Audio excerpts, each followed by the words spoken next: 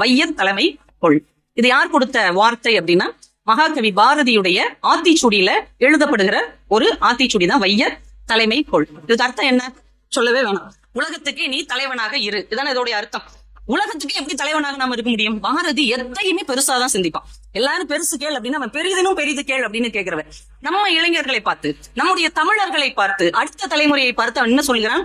வையத் தலைமை கொள். நீ ஒரு சாதாரண குடும்பத்துக்கு தலைவனா இருக்கக்கூடாது, ஒரு துறைக்கு தலைவனா இருக்கக்கூடாது, வாட்ஸ்அப்ல அட்மின் தலைவனா இருக்கக்கூடாது. இந்த உலகத்துக்கே நீ தலைவனாக இருக்க வேண்டும் என்று பாரதி அன்றைக்கே கற்பனை செய்திருக்கிறான் என்றால் அவனுடைய சிந்தனை எவ்வளவு பெருசா இருக்கும்.